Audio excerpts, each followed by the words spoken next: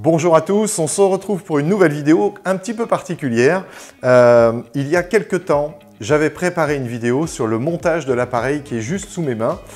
Je ne l'ai pas encore publié, donc il va falloir qu'on cale ça d'une façon logique, c'est-à-dire qu'on va d'abord vous publier la vidéo du montage de cet appareil, ou plutôt de l'explication de cet appareil. Et puis là, eh bien, figurez-vous que je suis en train de faire une évolution. Alors c'est un peu la version 2 de l'appareil, quoique la vraie version 2 arrivera d'ici quelques temps, car quand je vous aurai expliqué à quoi sert cet appareil, je pourrais vous dire pourquoi on va faire une évolution. Mais en tout cas, aujourd'hui, ça va être la version 1.5, allez, on va dire la version 1.5 de cet appareil que je vais tout simplement démonter et améliorer devant vous. Alors, je vais vous retourner un petit peu l'appareil. Alors, on a fait une vignette pour cette vidéo et puis un descriptif, donc vous saurez bien évidemment à quoi sert cet appareil. Mais voilà, si vous n'avez pas lu le descriptif, si vous n'avez rien compris à la vignette, peut-être que là, on maintient encore un petit peu le suspense. Alors, si je vous le montre sur cette caméra, est-ce que ça vous donne un indice? Franchement, je ne suis pas sûr, hein. À vrai dire, je ne vois pas trop comment vous pourriez savoir à quoi sert cet appareil. C'est une fabrication maison. Alors, ça peut un petit peu se voir parce que c'est d'une conception, on va dire, toute relative. Mais en tout cas, ça fait bien son taf. Je peux vous dire que ça fait maintenant quelque chose comme 6 mois que ça doit être en production. Ça n'a pas bronché. Par contre, ça a un petit défaut, ça chauffe. Voilà. Alors, petit à petit, je vous donne des indices. Alors, juste ici, vous pouvez voir qu'il y a des trous percés plus ou moins bien, on va dire. On va être honnête, on ne va pas dire que c'est merveilleux. Mais en tout cas, voilà, ces trous ont le mérite d'être percés pour faire sortir un petit peu la chaleur. Et c'est justement ce que nous allons faire aujourd'hui à l'aide de ces ventilateurs et de ces grilles de protection pour ne pas se faire couper un doigt. Eh bien, on va extraire la chaleur qui est à l'intérieur de ce boîtier. Allez. Je vais quand même vous dire maintenant à quoi sert ce boîtier.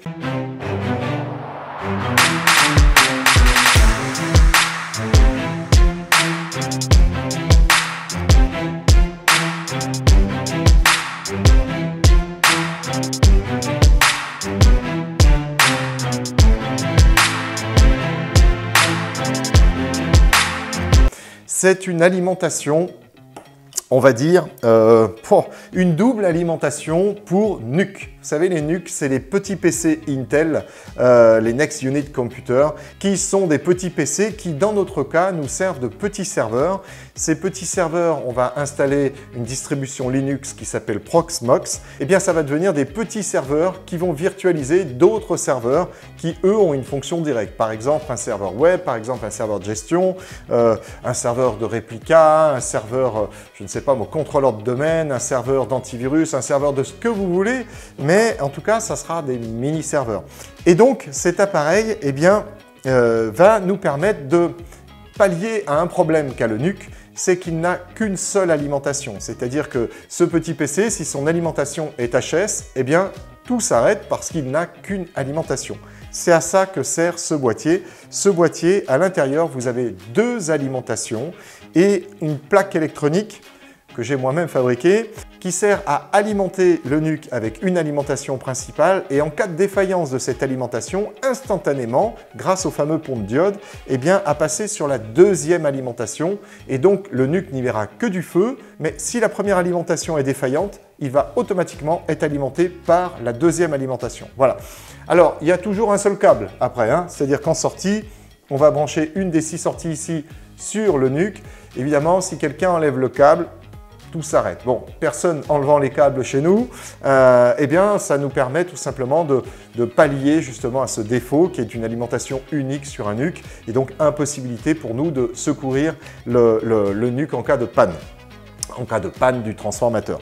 Alors, vous allez me dire, oui, mais alors si l'énergie était là aussi en panne, c'est-à-dire si notre fournisseur d'énergie s'arrêtait, eh bien, vous l'imaginez bien, je vous le montre sur ce côté-ci, on a prévu un petit peu le coup, c'est-à-dire que vous avez 2 arrivées électriques qui vont alimenter les 2 alimentations à l'intérieur. Ces 2 arrivées électriques sont branchées sur des onduleurs différents chez nous, qui fait que si on avait une alimentation qui était défaillante en amont, c'est-à-dire tout simplement un onduleur qui venait défaillir, l'autre onduleur pourrait assurer le coup. Donc il y a toujours l'histoire du fournisseur d'énergie qui arrêterait de nous en fournir. Bon, néanmoins, nous de notre côté, on a fait le maximum.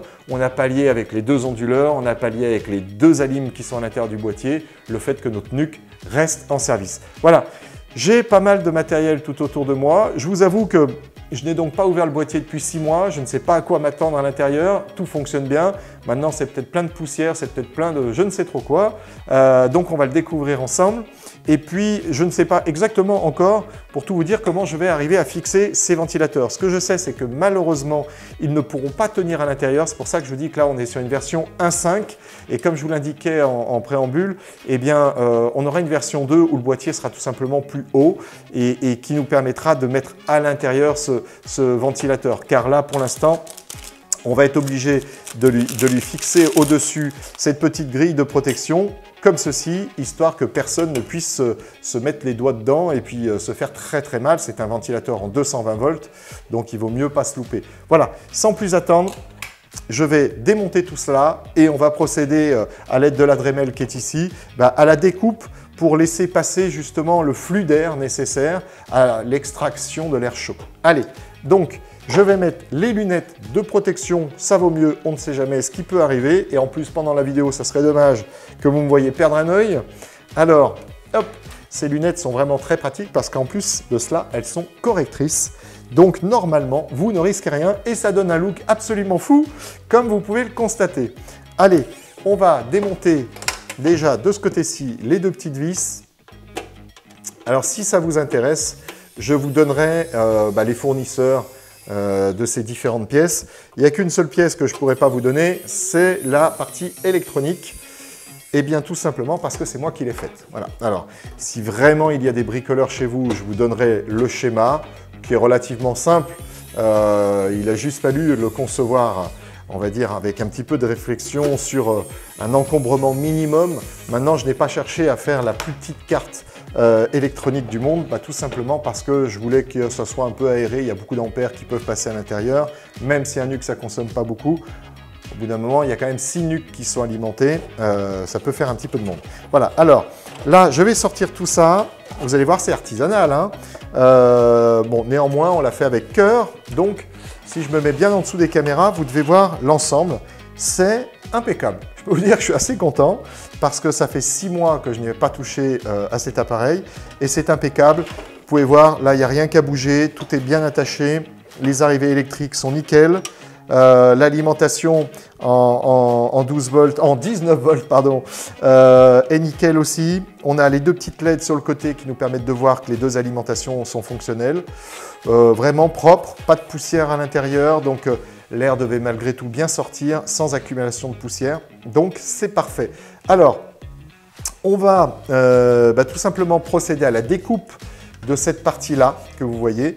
Et puis, eh bien, le plus intelligemment possible, on va éviter de mettre n'importe quel dépôt de ferraille à l'intérieur. Donc, je vais essayer, je pense, de le recouvrir ici avec, bon, on va faire simple, hein, on va prendre du papier essuie-tout et qu'on va coller ici pour éviter qu'il y ait de la poussière et que ça vienne entraver les ventilateurs qui sont là et les empêcher de fonctionner correctement. D'autant qu'il y en a un qui commence à faire un petit bruit. Bon, c'est pourtant des alimes qui ont été achetés à un prix normal, hein. Que voulez-vous, c'est comme ça. Allez, j'avance.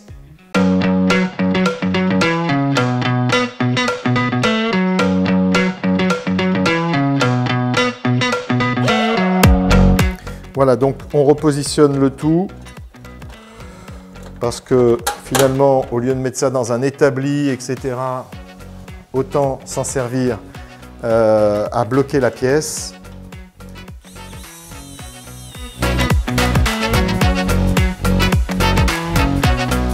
Très bien. Alors, j'ai ces deux ventilateurs à caler au milieu. Et je n'ai qu'une seule plaque. Qu'est-ce qui se passe-t-il? Bon, enfin, je retrouve l'autre, une seule plaque, une seule grille. Enfin, je retrouve l'autre grille comme ceci. Et c'est parti pour la réflexion rapide de comment on va tout simplement faire descendre le câble à l'intérieur. Ça ne va pas être simple parce qu'il faut bien évidemment que ce câble soit protégé. Là, vraiment, ici, c'est pas possible que je le mette dedans. Donc, cette version 1.5 ne devrait pas durer éternellement. Je n'ai pas l'intention de laisser ça dehors. On va essayer de le mettre dans une gaine un peu plus grosse une fois qu'on aura fait le trou. Et puis, alors, là, j'ai des trous, mais qui, bien évidemment, ne vont pas coller. Si, ici aussi, ici aussi. Ok, donc là, j'avais dû faire ces trous-là le jour où j'avais reçu ces ventilateurs. Et je n'avais pas poursuivi parce qu'il fallait que je découpe la plaque. Et là, c'était une opération un peu plus longue. Alors pour cela, on va essayer d'utiliser un outil Dremel qui est une sorte de disqueuse. Bon, si c'est pas bien droit, c'est pas bien grave. Je vous dirais que si j'avais un peu plus de temps, mais là, c'est une alimentation qui est utilisée. Si j'avais un peu plus de temps, je l'aurais fait autrement. Mais voilà. Mais j'ai pas beaucoup de temps. Donc, on va le faire comme ça, à la disqueuse. Ça ne sera pas parfaitement droit, mais ça sera en dessous. Donc ça ne se verra pas une fois que le ventilateur sera dessus. Je vais chercher de quoi tracer le trait. Voilà, j'ai retrouvé la deuxième grille. Alors c'est parti, on va essayer de le faire proprement.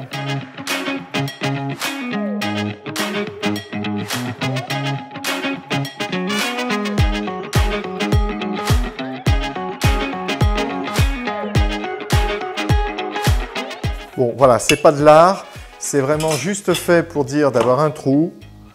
Donc, l'objectif sera normalement atteint. Tac, tac, tac. Donc, on va découper là.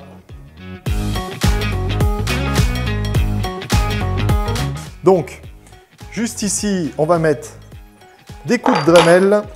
Et normalement, eh bien, écoutez, le flux d'air devrait être conséquent. Ça devrait bien nous permettre d'extraire tout cela. C'est parti. Je vais peut-être couper le micro, bien évidemment, parce que ça va faire du bruit et j'ai pas envie de vous casser les oreilles. Voilà.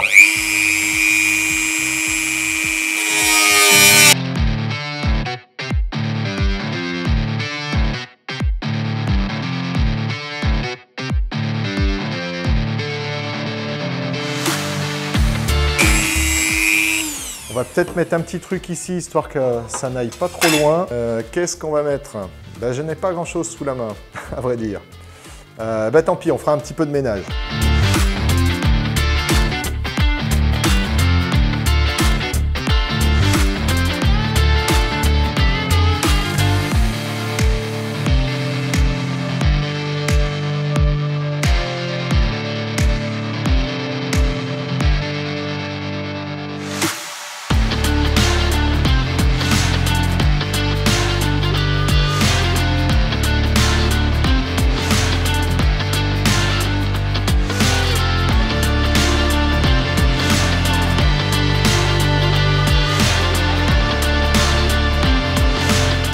Alors ça coupe, mais je peux vous dire que ça s'use vite. Mais il faut dire que j'y vais un petit peu fort.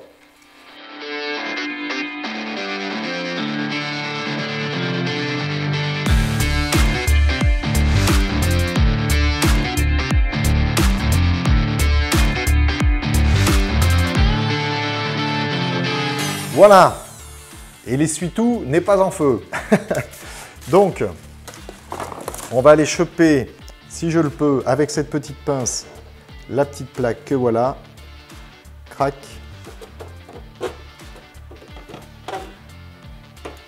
C'est pas vraiment la pince pour, mais c'est pas grave. On va faire avec. Alors, donc, nous allons maintenant pouvoir mettre, eh bien, tout simplement, le ventilateur de cette façon-ci. Il a un sens, bien évidemment, dans le côté, hop là, voilà, je vous le montre face à cette caméra. Il va falloir faire, évidemment, avec la flèche vers le haut pour que ça nous extrait, eh bien, la chaleur. J'ai un petit trou qui a survécu, tout simplement ici, dans lequel je vais pouvoir passer mon alimentation. Et bah, c'est parfait, je vais pouvoir... Ah, il va falloir faire un sacré ménage, hein. Je peux vous dire que là c'est un petit peu plein de ferraille. Mais bon, c'est pas bien grave, la table en a vu d'autres. Nous allons procéder exactement de la même façon de l'autre côté. C'est-à-dire que pour cela, je vais déjà m'assurer que mes trous ici aient été correctement faits, histoire de ne pas avoir 36 fois la même opération à faire, surtout que là, le perçage, c'est quand même moins simple. Alors, en visserie, nous avons pas mal de choses qui vont pouvoir être utilisées. Le diamètre du trou, là, on est plutôt pas mal. Ici, et d'un. Voilà. Voilà. Donc là, c'est parfait. Ça va pouvoir être fixé comme ceci. Là, on va fixer la petite grille qui va bien. La petite grille, on va la fixer tout de suite, ça sera fait.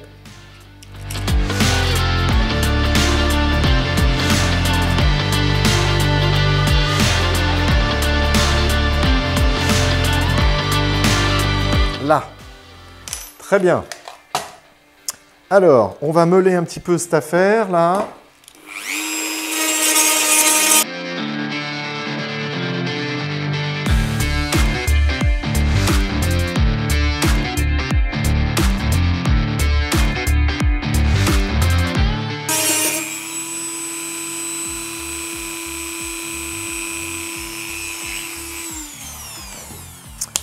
Voilà, donc c'est parfait, ça ne coupe plus.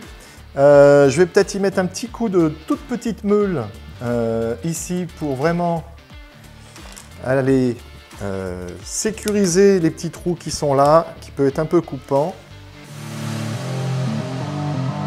Voilà, c'est parfait. C'est parfait.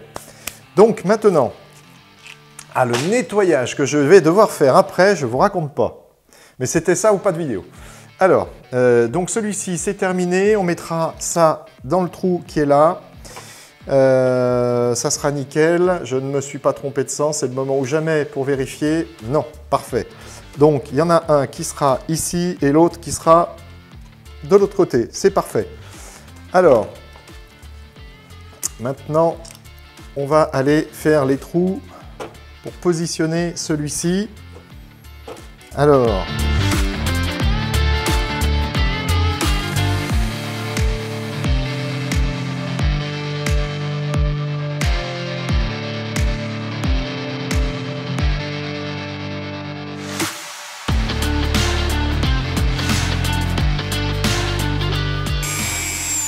Voilà, c'est parfait. Alors, a priori, avec la Dremel, c'est terminé. Donc, on va démonter tout cela. Je vais peut-être m'arranger pour enlever un peu toute la poussière. Je ne vous raconte pas le ménage qu'il va falloir faire. Ça va être quelque chose de terrible. Mais bon, c'est pour la bonne cause. Donc, on enlève la poussière de ferraille de ce côté-ci. Heureusement que j'ai protégé l'intérieur. Je ne vous raconte pas sinon. Voilà, on va mettre un petit coup d'aspirateur sur la table et je vous retrouve après. Alors, je vous retrouve après avoir fait un petit peu de ménage, histoire de travailler quand même au propre. Et puis, on va ouvrir et replier délicatement l'essuie-tout en espérant ne pas en remettre partout, sinon on refera le ménage. Mais bon, on devrait quand même y arriver sans faire trop de saleté.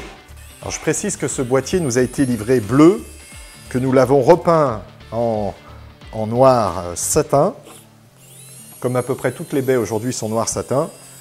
Ça ne jure pas quand c'est à l'intérieur. Et dans la peinture, on n'a pas tenu beaucoup parce qu'on n'a mis qu'une couche, ou peut-être deux. Alors, hop, allez, extraction déjà de cette partie.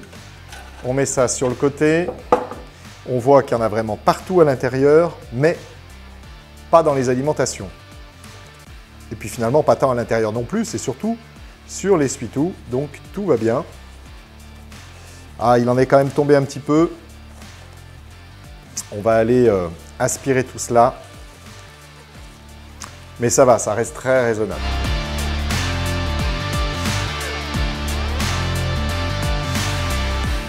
Voilà, alors, après avoir fait le ménage, on va pouvoir passer à l'étape, on fixe les ventilateurs. Et puis, il va rester l'électricité, mais qui ne devrait pas être l'opération la plus compliquée, si ce n'est qu'il va peut-être falloir rallonger un petit peu ces câbles qui me paraissent être un peu courts. On va mettre une surgaine par rapport à la gaine qui est déjà présente, surtout qu'elle n'a pas été rétractée, donc c'est quand même un petit peu dommage. Allez, je vais chercher tout ce qu'il faut. Voilà, alors l'outillage sur la table a un petit peu changé. On est passé à plus un côté électrique, électronique. Et donc maintenant, on va peut-être faire un truc, c'est qu'on va redémarrer une fois tout simplement le système pour s'assurer que la limaille de fer ne déclenche pas un court-circuit.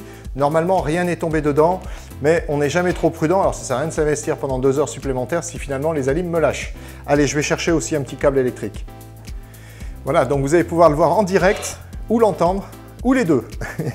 Alors, on va mettre à 0 les deux ici. C'est parti. La première. Alors, comme vous l'entendez, peut-être, il y a un ventilo là qui couine un peu. Bon, bah ça sera dans une version 1.6 qu'on changera le petit ventilo sur l'alimentation. Mais en tout cas, ça s'allume. Vous pouvez le voir normalement sur cette caméra. Il n'y a pas de problème. Je vais maintenant brancher la deuxième alimentation. Elle couine aussi, donc c'est un défaut des alimentations très clairement. Et on a là la deuxième LED qui s'allume, tout va bien. Donc on peut continuer. On va passer maintenant à la partie fixation de la deuxième grille de sécurité. Ça va être une vidéo un peu longue, hein. Bah oui, que voulez-vous? Ou alors on fera vraiment des parties en accéléré, mais alors il y en aura beaucoup des parties accélérées. Il faut quand même qu'on vous laisse un petit peu de contenu. Je sais que le format YouTube n'aime pas trop les vidéos très longues, mais bon, c'est la vidéo du samedi, pas du dimanche, mais du samedi. J'ai décidément des boulons qui ont un petit problème, moi. Allez, on va quand même essayer de visser et on va voir si le boulon accepte un petit peu de friction. Il est qu'à moitié d'accord, je peux vous dire. Et c'est très bien, il ne se démontera pas celui-là. S'il y en a qu'un sur les 4 qui restera, ce sera celui-là. Tellement pas décidé qu'il m'a ruiné toute la peinture. On va se refaire un petit coup les 4 autres là-bas. Bien même, j'ai quand même pas mal serré. Là, on sera sûr d'être certain. Ouais, je peux vous dire que c'était déjà très très bien serré. Très très bien. Alors, on n'a pas testé d'ailleurs les trous devant. Si, on les avait testés. Je vous dis une bêtise. Donc, on va se faire déjà la petite gaine. Là, je ne sais pas pourquoi ils ne l'ont pas. Ça m'a bien l'air d'être pourtant une gaine rétractable. Je ne sais pas pourquoi ils ne l'ont pas rétractée. C'est quand même un peu étrange. Peut-être qu'elle n'est pas rétractable. On va voir. Message en dessous. Hop. Un petit peu d'air chaud.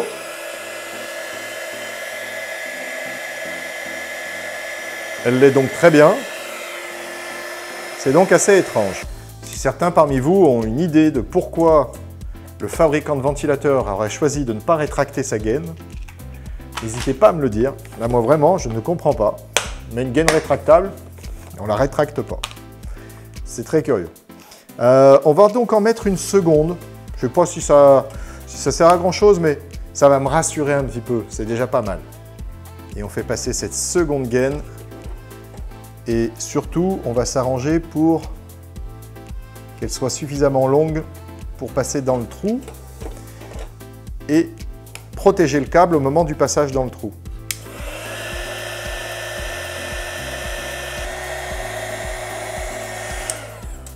Voilà. Alors, on est prêt pour fixer tout cela, faire passer le câble dans le petit trou. Alors, il va y avoir un petit désavantage, c'est que je n'ai pas prévu, à l'instant où je tourne cette vidéo, de tout simplement mettre un interrupteur sur les ventilos. Donc, ils vont tourner en permanence. Mais bon, à choisir, je préfère qu'ils tournent en permanence plutôt que inventer un système où un jour on oublie justement d'activer les ventilateurs et que on se mette à avoir un gros problème de chauffe. Donc bon, ça a été un petit peu mon idée. Qu'en pensez-vous? Est-ce qu'il vaut mieux mettre un petit interrupteur pour arrêter les ventilateurs ou pas? La question restera ouverte et au débat. Bon, ça lui donne un look un petit peu rock'n'roll avec le ventilateur qui est sur l'extérieur. Vous avouerez que c'est quand même un peu étrange, mais voilà. Dans sa version, c'est tout ce que je pouvais faire. Encore une fois, dans une version 2, on aura un boîtier qui sera légèrement plus haut, qui peut-être d'ailleurs alimentera plus de NUC aussi. Ça alimentera peut-être, je ne sais pas, allez, 12 NUC. Et donc on aura un peu plus de place à l'intérieur. Et puis j'ai une idée assez intéressante pour le prochain, mais je vous en parlerai dans une prochaine vidéo. Hein. Voilà, on va maintenir un petit peu de suspense. Vous avez qu'à vous abonner d'ailleurs. je ne vous l'ai peut-être pas dit jusqu'à présent, mais on a beaucoup de vues hein, sur notre chaîne, hein, donc je suis très très content. Mais par contre, c'est vrai qu'on a quand même beaucoup de vues avec un nombre d'abonnés qui est ce qui est. Il est bien déjà, je vous le remercie. Mais j'aimerais le voir grandir un peu plus. Donc voilà. Si vous avez 2 secondes devant vous, je vous assure que vous les avez. Parce que là, on est parti pour un peu plus. Eh bien, je vous engage à cliquer sur « Abonnez-vous ».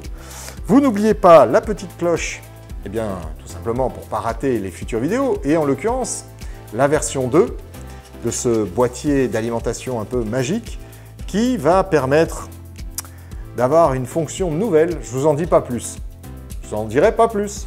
Voilà. Mais qui vraiment va être top.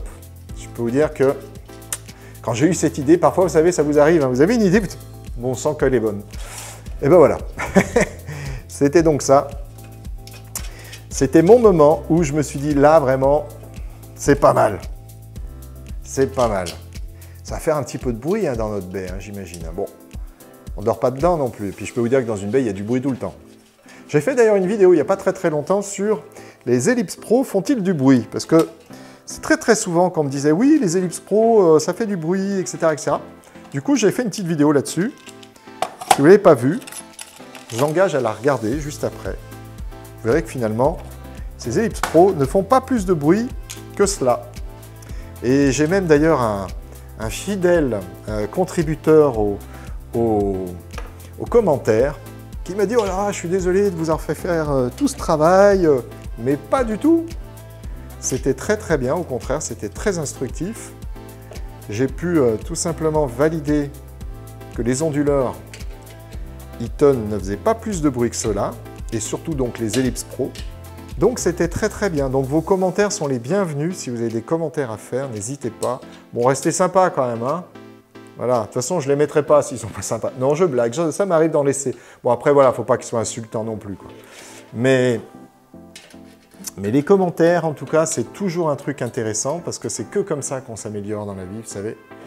Les gens qui vous caressent toujours dans le sens du poil, ça a peu d'intérêt. Alors, ça flatte l'ego, mais en définitive, c'est pas forcément comme ça qu'on apprend le plus. Voilà, enfin, c'est mon avis. Ce n'est que mon avis.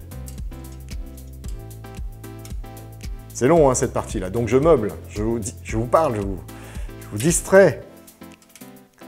Bon, en même temps, je ne sais pas si on laissera tout des bêtises que je suis en train de vous dire, mais j'ai une monteuse qui est un petit peu blagueuse. Donc, parfois, elle me laisse un peu des bafouilles ou des commentaires que, bon... Oh, elle est sympa. Hein. C'est Carmen. Coucou, Carmen. Elle pensera comme ça à moi quand elle montera cette vidéo. Opération fixation des ventilateurs terminée. Maintenant, on va passer à la dernière opération, c'est l'opération raccordement électrique. Ce qui n'est pas la plus simple hein, quand même, hein, parce que il commence à y avoir du monde dans ce petit boîtier. Et puis bah, maintenant, l'idée c'est quoi? C'est d'aller récupérer le 220 volts qui arrive ici, phase neutre. Le neutre, c'est le bleu. Et pour quelqu'un qui se reconnaîtra peut-être s'il regarde ma vidéo, c'est le ciel. Voilà. Je pense qu'il sait que c'est pour lui. Alors, c'est le ciel ou pas, mais en tout cas, une chose est certaine, c'est que le neutre est le bleu. Et après, pour la phase, bah, vous avez du noir, vous avez du rouge, ça dépend les époques, vous avez du marron. Ça dépend un petit peu les époques, tout simplement. Donc là, on va aller chercher du câble. Alors, c'est pas très bien, je vous dirais, ce que je fais là. Ah si, remarquez, si je mets le câble de l'autre côté, ça devrait aller. En fait, il faut que la cosse soit serrée avec la petite plaque qui est en fait... alors, c'est pas la cosse d'ailleurs, c'est la petite plaque. Il faut qu'elle soit serrée vraiment de façon plate par la vis qui est au-dessus pour que les deux câbles tiennent bien dans ce genre de montage. Idéalement, on met qu'un câble. Voilà. Ou alors, on le met, mais on le double comme ça. Donc, on met deux câbles, ça peut aller aussi. Voilà, alors, je vous ai trouvé... du câble souple, d'une ancienne prise électrique qui a déjà vu un petit peu d'opération, vous voyez comme elle est courte. Donc là, on a pu récupérer du câble avec son talc. Donc nous n'avons besoin que du bleu, du ciel. Il doit en avoir marre. Je Je le tacle à chaque fois, je vous le dis, il le sait, mais on ne tacle que les gens qu'on aime bien. Voilà. Alors le marron, il m'a pas dit. Hein. Marron, c'est la terre. Bah non, pas de bol, c'est pas la terre. Voilà, alors, on allume.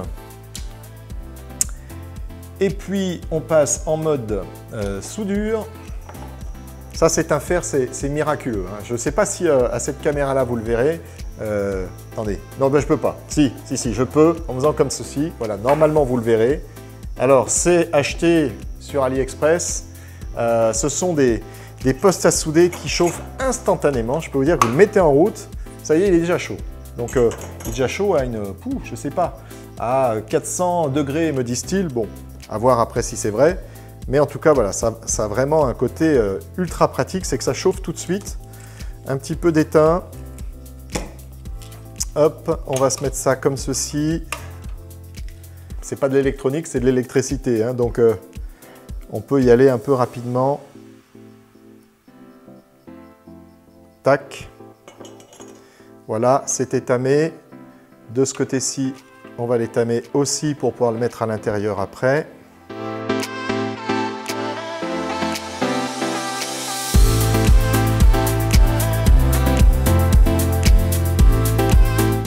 Et on va donc mettre une petite gaine. Hop là, que ça tienne. On va mettre une petite gaine comme ceci. Bof, non, ça va pas aller. Ça, peut-être que ça va bien aller. Oui, ça devrait bien aller. Est-ce qu'on a une bleue, une rouge à peu près de la même taille? Non, on n'a pas. De toute façon, c'est de l'alternatif. Ce n'est pas du continu, donc c'est pas bien grave.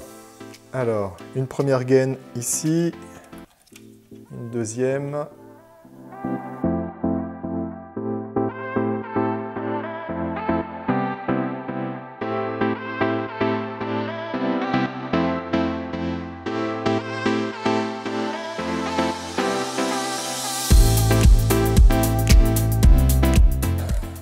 Alors, vous allez peut-être me trouver un peu excessif, mais je vais ajouter une gaine supplémentaire par-dessus et on va la faire rouge parce que comme ça attire bien l'œil, que le bleu, ça passe un peu trop partout. Là, je vais la faire rouge et je vais l'ajouter par-dessus la jonction. Ça aura tendance comme ça à me rassurer un peu sur le fait que ça tiendra très très bien. Qu'en cas de cassure ou je ne sais quoi de la soudure, bon, je ne pense très honnêtement pas, mais on ne sait jamais, on n'est jamais trop prudent. C'est du 220. Voilà. Allez, on se fait les 4 et on fixe tout ça.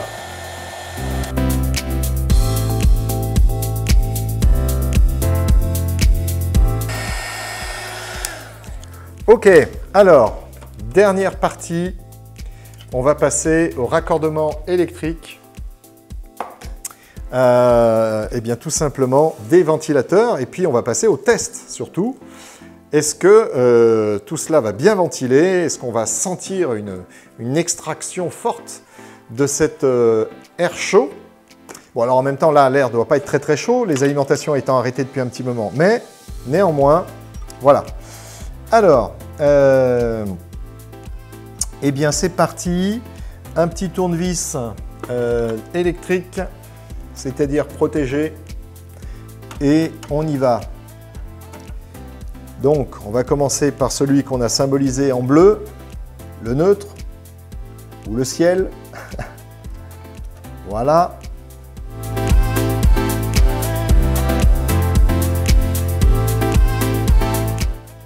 Voilà. Je peux vous dire que ça tient bien. Alors, on va se remettre ça en dessous et on va faire le test avec l'alimentation fonctionnelle. Hop, c'est parti.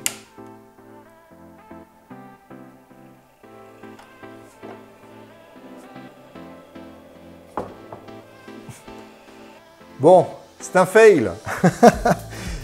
Le ventilateur ne tourne pas. Je vais essayer l'autre ventilo. Celui-ci tourne. Ah, j'ai compris. Ah ben j'ai compris. Ils sont pas malins chez mon vendeur.